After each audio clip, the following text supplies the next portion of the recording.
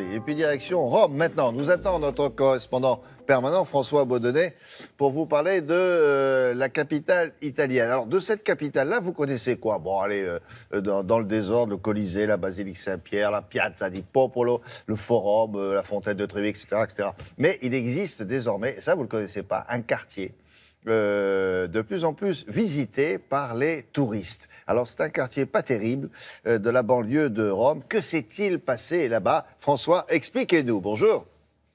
Oui, bonjour William. Effectivement, on va parler ce matin d'un quartier dont nous n'aurions pas parlé il y a encore 2 ans. Pourquoi? Parce qu'il s'agit d'un quartier de la banlieue de Rome, un quartier comme il en existe des dizaines. Ici, il se trouve à 4-5 km de l'endroit où je me trouve. Et ce quartier n'avait absolument rien de particulier jusqu'à ce que des fresques géantes soient peintes sur les immeubles qui constituent cette banlieue. Et depuis, eh bien, ce quartier est devenu très célèbre et je vous propose une petite visite guidée avec ce reportage réalisé avec Manuel Chiarello et Rebecca Cananier. À 2 pas du centre historique de Rome, voici un quartier unique au monde. Ces immeubles, tellement communs datant de l'après-guerre, ont été transformés en œuvres d'art. 22 fresques murales créées par des artistes, une idée folle dont Stefano Antonelli est l'instigateur.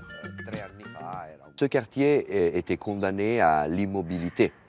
Ils n'avaient pas de perspective. Ça pouvait rester comme ça, être un peu pire, un peu mieux, mais c'est tout. Cette cité populaire a longtemps été connue pour son trafic de drogue et ses caïds. Aujourd'hui, les habitants se sont réappropriés l'endroit et ce sont les jeunes du quartier eux-mêmes, comme Emiliano, qui assurent la visite de ce musée à ciel ouvert. Ce ne sont plus les dealers ou les clochards qui viennent ici.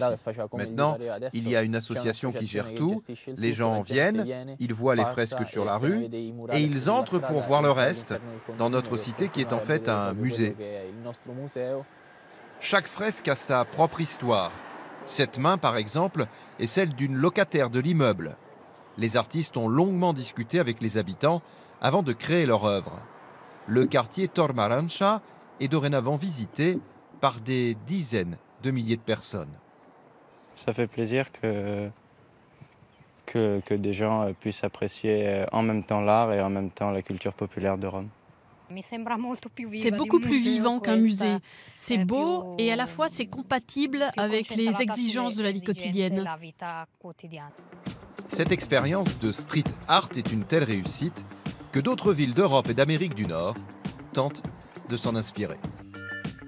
Alors François, on sait parfois que ces œuvres d'art sont rapidement dégradées. Mais alors, vous allez voir, pas dans ce cas-là. Comment ça se fait? Et puis, deuxième question aussi, François. Est-ce que les habitants en tirent certains avantages?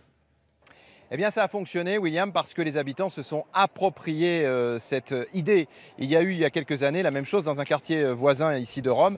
Et les grandes fresques ont été rapidement abandonnées. Les habitants ne s'étaient pas approprié ce projet. Ce n'était pas le leur. Là, au contraire, ça fonctionne. On l'a vu et du coup, le quartier est en train de redevenir plus beau. Par exemple, les espaces verts du quartier Tormarancia étaient laissés à l'abandon. Et depuis qu'il y a ces fresques, les habitants entretiennent les espaces verts. Alors, la deuxième question que vous me posiez, c'est les conséquences. Eh bien, ça a des conséquences financières très appréciables. Il faut savoir que des séries télévisées italiennes sont tournées ici, que les maisons de production payent pour cela. Et du coup, cet argent, cette année, a servi à payer le chauffage des habitants du quartier. Comme quoi, on dit souvent que l'art ne sert à rien. Eh bien, dans ce cas-là, William, ce n'est pas vrai. En tout cas, l'art, ça sert à Rome, mais ailleurs aussi. Merci beaucoup. À plus tard, François.